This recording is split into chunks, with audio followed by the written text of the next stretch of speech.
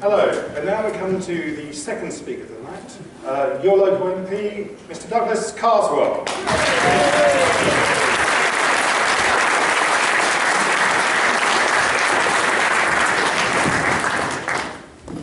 Good evening. It's wonderful to see so many familiar faces here this evening.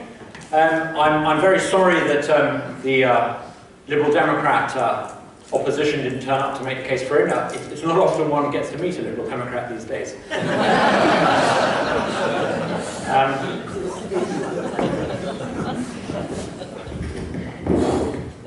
It was supposed to be about the economy.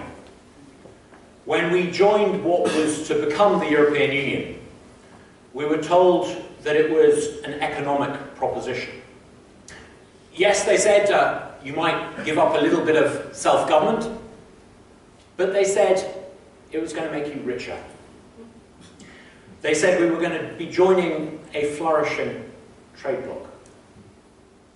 Who still argues that anymore? Just look across the channel. Look at the images that we see night after night on our TV screens from Italy, from Greece, from Spain. Being in the EU means we get less self-government and less prosperity. It's not just a case of the euro crisis, although it has to be said that the euro crisis has somewhat destroyed the credibility of those who a decade and a half ago were saying that we would be ruined if we didn't give up the pound. But it's more than the euro crisis. When Britain joined what was to become the EU in the early 1970s, it accounted for about 40% of the world's economy. About 40% of all the things that happened in the world's economy happened in what was to become the European Union. Today, that's now fallen down to 25%. By the mid-2020s, just before my daughter enters the labour market, it will be down to about 15%. Since 2005, the year that I became your MP, the economy of China has grown by 150%.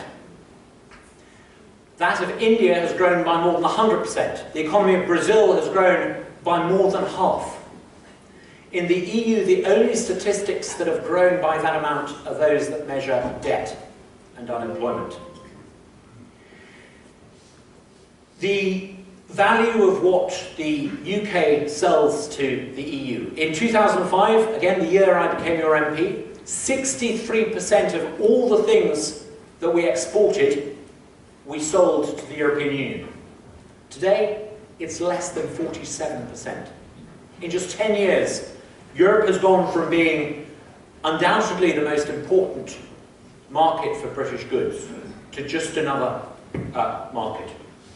In fact, the decline has been so fast and so precipitous, I wonder what it might be by the end of this evening's speeches. I mean, it is free fall. Today we now sell more to South Africa, not exactly the biggest market in the world for us. We now sell more to South Africa each year than we do to 17 EU member states. We thought we were joining a prosperous trade bloc. We thought we were joining the future.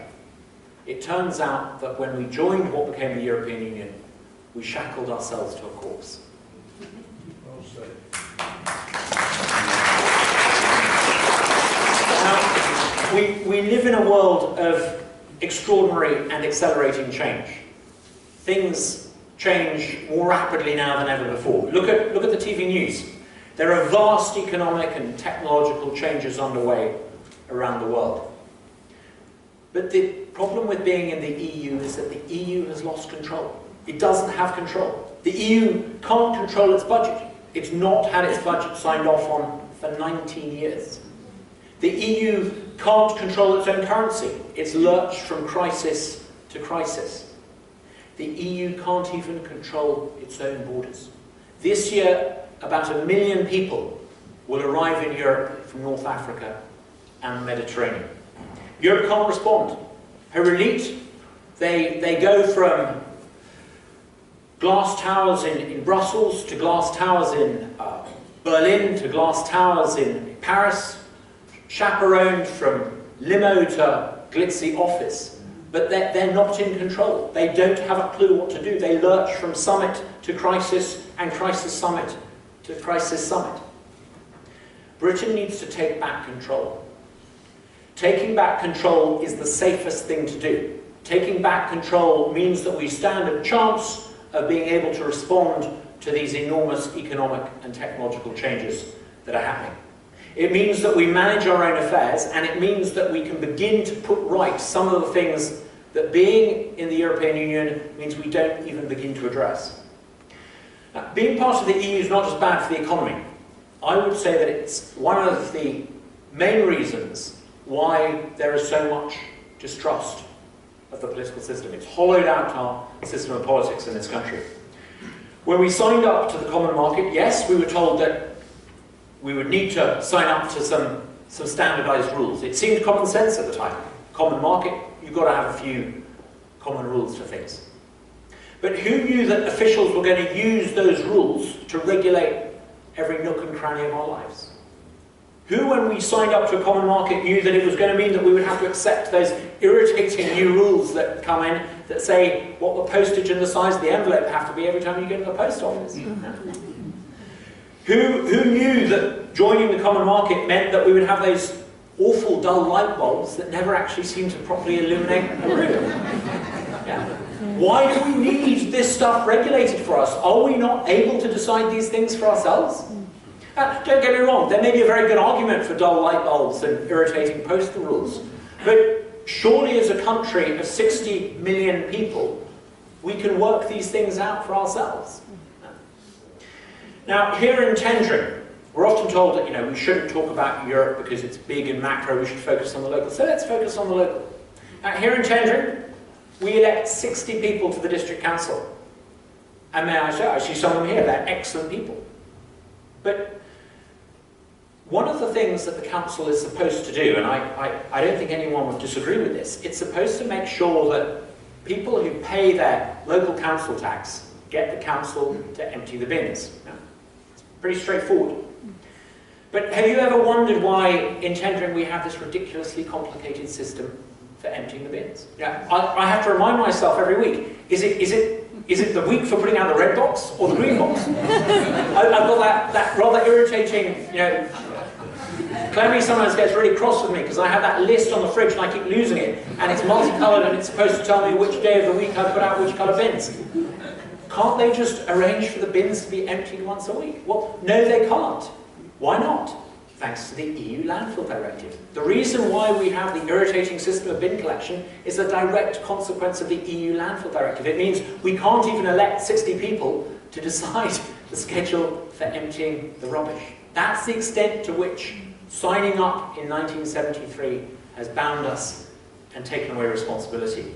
Now, we've just had a general election, a new House of Commons, a new government. But most of our laws are still made by the EU institutions. And how do you vote them out? You can't. They're still there. I believe that we would be better off out of the EU. We could elect a government that would answer to us, and if they didn't do what they said they were going to do, we could boot them out. They would answer to us, ministers would answer to us, not to Mr. Juncker. Now, I'm an optimist. I think we're going to win this referendum. I think it's incredibly close. It's on a knife edge. There's a poll out today, I think, that showed we're on 50.1% and the other lot are on 49-point-something%. We will, I think, if you're still allowed to say it, inch ahead. Maybe we should say centimetre ahead, I don't know. But there are reasons why I think we can win this. First of all, David Cameron is going to come back with a New Deal. You see the floor? It's going to be Dave's New Deal, and only 37% of people voted for him. That means there are an awful lot of people who are going to be doubtful. I simply don't think that the deal that he comes back with and presents as a New Deal is going to be worth much. We're going to face an establishment-led campaign against us. They're going to call it Project Fear. Indeed, they already call it Project Fear. They're going to try to bully and frighten people into to voting the way they want. But, you know, they haven't even solved the euro crisis. The Greece problem hasn't been fixed. The latest bailouts for Greece, the agonizing torture of that country still continues. The latest bailouts simply put more debt upon more debt. The debts in Greece grow faster than the economy. That problem is not going to go away. People can visibly see on their televisions, week after week, that more Europe does not make you rich, it makes you poor. The third reason that I'm optimistic is simply that the left in this country is changing. Now, I speak as someone who has represented a constituency that once voted Labour. I wouldn't be in the House of Commons today if I hadn't managed to persuade a lot of Labour voters to vote for me. I think the left in this country is in a state of flux. For years, the elite of the Labour Party, the Tony Blairs, the Peter Mandelsons, those sorts of people have been blindly and slavishly loyal to the European project. But I think many people on the left are starting to question this. They're starting to ask, is it right to be in favour of something because Peter Mandelson, Tony Blair and Alistair Campbell all think it's a good idea? The sight of rich bureaucrats and bankers descending off private jets to preach austerity to Southern Europe, I think makes many good, decent, honest socialists in this country recoil at what the European Union has become. They realise that the European Union it's no longer high-minded internationalism. It's no longer different people in different countries democratically putting aside their differences and working out common solutions. It's a corporate fix. It's where people like Peter Mandelson cut deals. Now, we've got the establishment against us. We've got the BBC. We've got Downing Street. We've got the Bank of England. We've got the Confederation of British Industry. We're going to have an endless stream of lords, members of the House of Lords, telling us why we should vote to stay in. But, you know, I think the establishment can be beaten. The more members of the House of Lords against us, the better. Our campaign is going to be incredibly positive. We're not going to try to scare people into voting for us. The other side will use Project Fear. I think we need to show people why this country is going to be better if we leave. We know that our country can only flourish. In fact, our country only ever has flourished and prospered, precisely because it's been open and outward looking. We would be, if we were outside the European Union, part of a family of 1.7 billion English-speaking people. There is an enormous world out there of people who not only speak our language, but share our common law, our parliamentary democracy, our way of thinking. We'd be members of the OECD, we'd be members of NATO if we left. We would still have a permanent seat on the board of the IMF. We would still have a permanent seat on the UN Security Council. Indeed, if we stayed in the European Union, we may well be under pressure to give those things up for Herr Juncker. And I think if we left the European Union, we'd be good neighbours.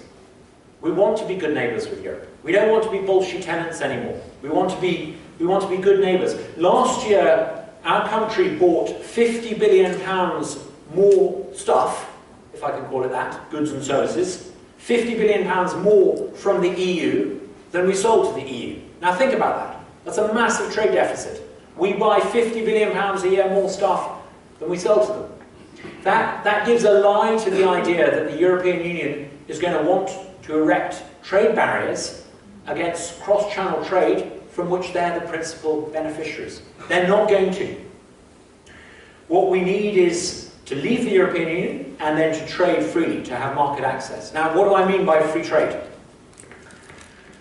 If a company produces and sells something in Clacton, it should be allowed to sell that. If it's allowed to produce and sell it in Clacton, it should be allowed to produce and sell that in Cologne or Copenhagen, or I'm trying to think of another European city that begins with a C. That's what free trade really means. Of course, because we're part of the single market, a company in Clacton can only produce and sell something if it conforms with a standardized set of rules drawn up by Brussels. It's a permission-based system. It's not free trade at all. In fact, I know businesses in Clacton that are only allowed to produce and sell things in compliance with single market rules, despite the fact they never sell to the European single market. Too often we discover that the rules and regulations written in Brussels are written not by disinterested experts, not by people who are drawing up the rules in order to try to make the world a better place. They're written up by people with an agenda. They're written up by people called lobbyists. They're people who are paid advocates. They're in the pay of big companies, of big corporations, of big vested interests. I think I'm right in saying that Peter Mandelson works as a lobbyist. Lobbyists try to lobby Brussels to write the rules that write off their competitors. That's why you will come across big businesses in this referendum who are pro-Brussels. They've invested a great deal of time and money and connections in backroom deals there. They like it. But they're not neutral observers. They're not neutral players in this. I think that instead of big companies spending their marketing budgets on lobbying, they should spend their marketing budgets trying to persuade willing customers to buy their products in the free market.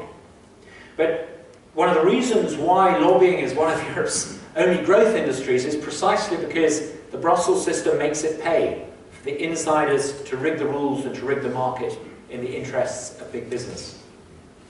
I know two local businesses right here in this part of Essex who have had to stop producing product lines as a direct consequence of EU rules and regulations. And it's my belief that those rules and regulations were brought in at the behest of their big competitors and rivals. There's jobs lost in this constituency as a consequence of that system. Now, imagine if we were out. Imagine if we have the referendum in 2016 or 2017 and we leave the European Union. What could we do? Well, I think for a start, we could have some free trade deals. Free trade deals with the bits of the world that are growing. And if you look beyond the European Union, actually, much of the world is growing pretty well. Asia, Sub-Saharan Africa, North America, Australia, they're all doing pretty well. If South Korea can have a free trade agreement with the European Union, then I think there's no question that Britain, the fourth or fifth largest economy in the world, could have a free trade agreement with the European Union. We can have a free trade agreement not just with the EU, we can have a free trade agreement with the rest of the world. Switzerland, a country of, 8 million people? They've got a free trade agreement with China. Even tiny little Iceland, which has a population the size of Croydon, has a free trade agreement with China. It's pathetic that we can welcome the Chinese president to this country, roll out the red carpet, but we can't even promise him a free trade agreement. If we were not in the European Union, we would save about £12 billion a year net contribution. £12 billion. Think about that. That sounds like a lot of money, £12 billion. You could keep open a lot of police stations in Essex for £12 billion a year. You wouldn't have to make Clacton Police Station a part-time station 9 to 5, Monday to Friday, if you had £12 billion to play around with. You could guarantee to keep open GP surgeries. You could maybe hire enough GPs. You could maybe guarantee to keep open some maternity units. If we had an extra £12 billion, you could give tax breaks to people. You could make sure that children with special needs in this part of Essex weren't left to go without. There's an enormous amount that we could do with £12 billion. If we were outside the European Union, we could begin to control our own borders. Now, you'll hear lots of the mainstream politicians talking about the need to control our borders. The reality is that until we leave the European Union, we cannot control who comes in. We simply can't do it. We have to say no to people who might want to come to this country for a wedding because their son or nephew or grandson moved to this country 20, 30 years ago. And yet we can't say no to someone with a criminal record from Eastern Europe. It's an absurd and ridiculous system. Today in London, there were about 4 million journeys made on the London Underground using the Oyster card system. 4 million journeys. It's a lot of people. People logged in and they logged out. Why can't we have a government that creates a border control system that allows us to log people in and log people out when they cross our borders? You can't do that if you're in the European Union. We tried. The Home Office commissioned a huge IT project. It had to abolish it, scrap it after about £40 million was spent, because it could not differentiate between EU nationals who had the right to come here without logging in and logging out, and those from outside who couldn't. If we leave the European Union, we could have that system of control. You know, I think that when we join the European Union, we will one day come to realise after we've left that we made a horrific mistake. It was an extraordinary and exceptional moment in our island's history. There was this incredible feeling, particularly amongst the ruling elite in Westminster, of failure, of decline. It was the early 70s. We were in decline, we were deindustrialising. Yes, we might have won the Second World War, but we had had 25 years of failure economically, of devaluation, of the Suez crisis. 25 years of watching the European countries on the other side of the Channel overtaking us. There was a sense that somehow if we join the European Union, it would be a shortcut to success. The people who preside over this country politically, the Ted Heaths, the Macmillans, the Wilsons, many of them, I think, had a sense that the best they could do for this country is to manage our decline. I think we can do better than that. I think this country can be something more than just a province of Brussels. I think this country could be something quite remarkable and quite exceptional. We mustn't sign up to the European Union, and we mustn't stay in the European Union because we're led by the sort of people who've lost their way, who've lost their confidence. If that is the case, let's change the people who run this country. Let's not just bring powers back home. Let's change how we're governed at home. I think that one of the reasons why we're in the European Union is fundamentally because those who presided over us aren't up to the job. If we leave the European Union, I think we can begin to change how this country is run from within. We can begin to make sure that those who preside over us, those who run big departments in Whitehall, those who sit on the front benches in the House of Commons and often seem to have more in common with one another than they do with their constituents, that they answer to us and not us to them. This European Union is their project. It's their creation. It's their mistake. We need a referendum so that we can put it right and vote to leave. Thank you.